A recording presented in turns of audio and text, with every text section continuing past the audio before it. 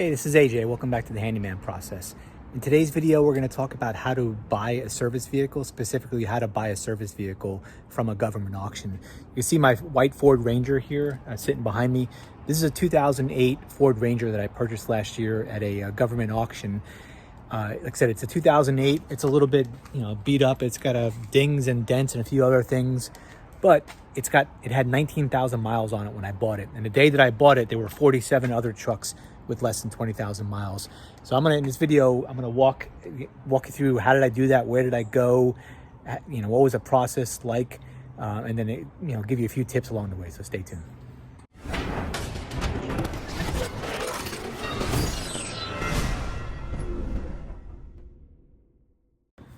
All right, so before I get into the mechanics and kind of show you the websites and what to do there, I'm going to talk a little bit about the process, some of the history of some of these vehicles, and then I'll put some screenshots up there and kind of walk through.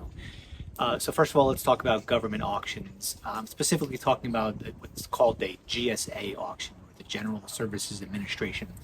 So the GSA is the primary purchaser or buyer of vehicles for the government. They have general contracts with all the manufacturers, and they buy brand new. And when they buy the vehicles, they can send them to any department within the government. A lot of the vehicles come from the Department of Defense. I think this vehicle behind me came from the Department of Defense. So when the GSA, when an entity, let's say the Army bought this truck. So what happened is whoever the buyer in the Army is went to GSA's system and said, hey, I want to buy 100 Ford Rangers, 2008 Ford Rangers. So they send the GSA the money, they do a little bit of a swap, and all of a sudden the Army gets all of their trucks.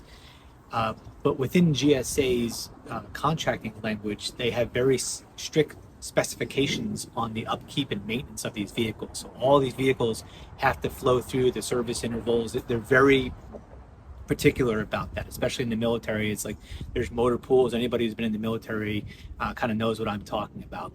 So these vehicles go through all of the inspections, all the service maintenance. They just kind of flow through, whether it's an organic kind of on that installation, they have their own motor pool, or whether they're sending it out to a contractor to do all the maintenance, like Midas or dealership, whatever it may be.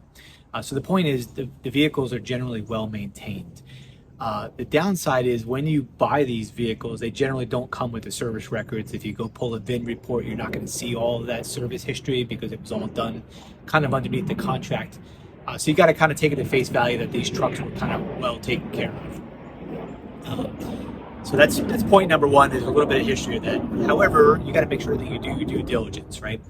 So the day that I bought this truck, like I mentioned earlier, there was 40 or 70 something trucks available that day.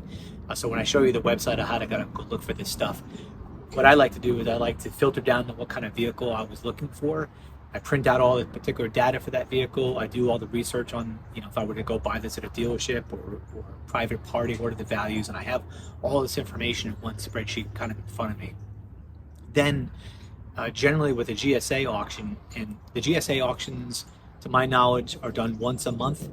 The day before the auction, they allow anybody to go over and take a look at the vehicles, and the morning of the auction, you can go over and look at the vehicles. You can't drive them, but you can open them up, you can start them. Some of them won't start, some of them will have issues. Most of this stuff is labeled. But what I did is I went there the day before. I had my list of 20-something vehicles that I wanted to look at. Then I went over, I started each one up, I walked around it. I had an OBD reader with me, I plugged the OBD reader in. And I just did my general due diligence. And one thing I noticed with these particular trucks, and I think it may be the reason they were all on the auction block, is almost all of them had issues with the shifter selectors. When it's got a shifter on the steering wheel, and when you tried to select the gear, the indicator didn't move. It actually went into gear, but it didn't say drive, reverse, neutral, so on and so on. Almost all of the ones that were there that had that problem. So, having been a prior military guy, I have a rough idea. I know what happened, right? These vehicles were on some base somewhere. Somebody went to go check it out. They didn't feel comfortable with that. And they were like, I don't want to drive this car. They went back inside and they got a different car. That's why I think all of these vehicles had less than 20,000 miles, because they all had that problem and nobody wanted to drive it. That's my suspicion. But having been around a lot of motor pools and other things in the military, I'm pretty sure that it's fairly accurate. Plus, when you have these bigger motor pools, especially around military bases, you have a choice of an F-150 or a Ranger. Everybody's going to go with the F-150, right? Because you're not paying for gas. It's just more comfortable. Anyway, that's a side note. The point is, if you're not good mechanically, if you don't know what you're looking for, maybe bring somebody along with you, hire a mechanic to come there. But go through each of the vehicles, take your notes, see what the issues are. Like this one's got dings and scratches all over the place, but it's a truck. I don't care. I was very concerned about the engine, the mechanics of this vehicle, and everything on it was just rock solid. Right?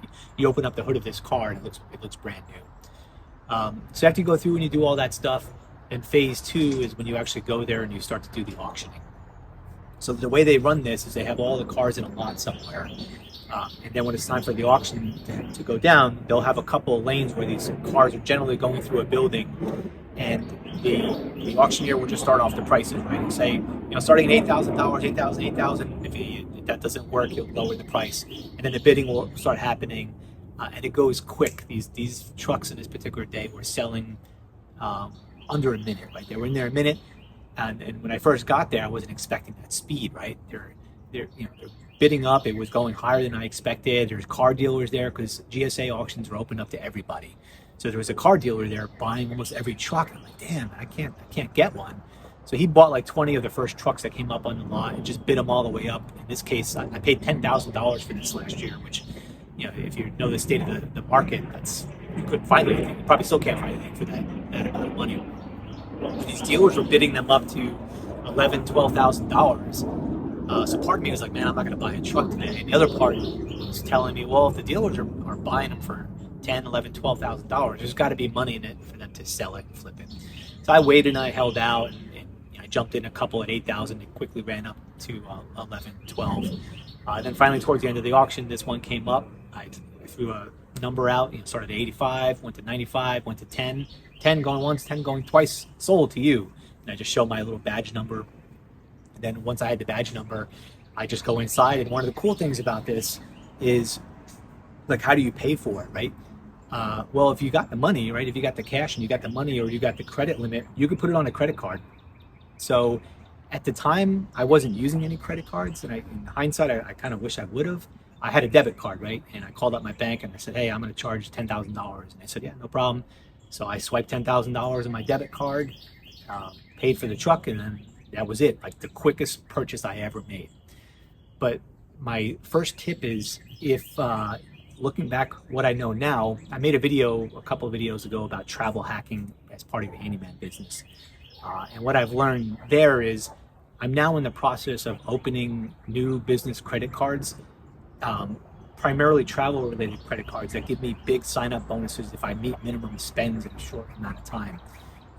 So without getting into too much detail, if I were to go buy another car tomorrow, I would probably get like an American Express Platinum that has a $15,000 spend requirement in a couple of months, and then get $2,000, $3,000 worth of free travel just for buying a vehicle that I was going to buy. Anyway, side note, do your own due diligence on how you're going to pay for it. You can go there with if you don't have that kind of money, if you don't want to do the credit, you can get a check from your bank. Many different ways to finance it. They won't finance it there on the spot. They're not going to give you a loan there on the spot. So it's got to be debit, credit, cash, check, certified check, whatever it may be. Just do your research before you go there and be prepared. Go there. But anyway, let me pause it for there, and then I'm going to flip over and I'm going to kind of walk through the mechanics of how this works. So stay tuned. So the first step is to go to Google, just type in GSA Auto Auction, hit search or enter, and what's going to pop up is this first link here. So make sure you're on the right link. It's going to be a .gov site. So here it's autoauctions.gsa.gov. So I'm going to go ahead and click on that link, and it's going to load up. And as it loads up, what you're going to see is on the left-hand side, you're going to be able to filter down. So what I recommend is, so first of all, there's only a certain amount of auction houses, right? So you would go to your state. I'm going to hit the state drop-down box, find out if there's one near you. Hopefully there is. If you're near a big metro center, there might be. In my case, I'm down in Texas, so I clicked on Texas, and then if I go down to auction house and select on San Antonio, I'm going to see that there's 31 vehicles available. So I'm going to hit the search button. In this case, I'm just going to kind of scroll through all of them. So as I come in here and I'll zoom in a bit, you'll start to see some different vehicles. Like, actually, this is a good one. So this F350 looks like it has a nice service body on it. So like, man, I would love to have one of those. But anyway, not to get sidetracked. As I scroll down, you'll see there's different vehicles, right? You're going to have the year, the make, the model, the VIN, the fuel type, how many miles are on it, when the auction is going to be. So you can, if there's any particular vehicle, so let's go down here. We'll go down this Ford Transit, right? So this is no, that can't. That might be right. So it's a 2016 Ford. It says it has 6,834 miles on it. So if you want to click on it, you click on the picture or click on a link. It doesn't give you a whole lot of details. If I click on a link, it'll only be one picture. But then as I scroll down, I'll see, are there any open recalls? And this one says yes, it has an open recall. It gives you general basic information about the condition of the vehicle. If it's totally inoperable, it'll say that. But I'll scroll down here and I'll look through some of the options or some of the features that this vehicle has. And again, I'll just take note of it, right? So I'll go back and I'll do that for all the vehicles on this list. In addition, if I zoom up here, and I recommend you do this on a computer. I'm just doing it on a phone to make it easier. But there's a little button up here to download it. So you can download it to Excel or PDF. That's generally what I do is I download it to that because all these details will kind of transfer over with that. And then as I start to go through and I make my notes on the vehicles that I'm interested in, I just make my own columns, right? I make my columns for how many miles it has on it, what the retail value is, what I'm willing to pay for it. So I have all that kind of ammunition with me going forward. So that's step number one, right? Do that, find out what the dates are. There should be somewhere in here, there's instructions that tells you kind of how to sign up for things. And I think if I go back here to the auction house, once you find out what your auction house is, mine was San Antonio Auction House, you actually have to go to their website. So I would just Google San Antonio Auto Auction. I would go to their website, and then they'll have some paperwork for me to fill out to go ahead and participate in a GSA auction. So that's first step, right? Find out where the auction is, find out if there's vehicles that you're interested in, find out what the date is, and then get in touch with the auto auction house to go ahead and get registered. And to get registered, you're just filling out a form. And then when you show up that day, they'll give you kind of a badge number or a bidding number. And then they'll let you in to take a look at the vehicles, either the day before, the day of. And then when the auction goes down, you can go out into the lanes, you can make your bids on the vehicles. So that's step number one. Now I'm going to go ahead and kind of show you some videos from some of the auctions that I've been to and kind of what it looks like on the ground. So stay tuned. All right. So now I'm zoomed into the auto auction. I like to go to Google Photos to kind of see where my photos are. But as I scroll through my photos here, I'll open up a few and kind of just show you what I do from a walk around perspective. But let me sign up for everything. They'll give you that badge number. And then what I like to do is I walk through, I take a video of the VIN, and then maybe a walkthrough of the vehicle. So here's a Toyota that I took a look at. Let's go ahead and see what it shows. So in this particular case, this is what the lot looks like. So nothing particular interesting about this. You go through, they all have their stickers on them. You kind of just do your walk around, do your due diligence. In this case, I was looking at a Toyota. This thing went for a crazy amount of money. I didn't even bid on it. So don't even, if you're looking for a Toyota, I mean, I guess you'll save a little bit of money, but everybody wants one. So it wasn't that big of a savings. This is another one of the Ford Rangers that I was out there. So same thing. I go out, I'm taking some video footage so I can refer to it later, walking around, noticing anything. And I have my clipboard with me and I'm just taking my notes on my clipboard. So when it's time to make a bid, I kind of have all that data in front of me as I get ready to do that. Anyway, that's what it looks like. All right, so that's about it. That's the process if you want to try to buy a car or a government vehicle via GSA. My recommendation would be, it's, like I said, it happens every month, or at least in my area it does. So go to one with no intention of buying, just kind of see how the process, go look at the vehicles, inspect them, kind of go through the process. Watch how the bidding goes down, see who's buying. You see some familiar faces as you go there over and over again. After the auction concludes, go in there and see how people are paying. It'll probably be the same experience. People just walking in with credit cards, putting the cars on there.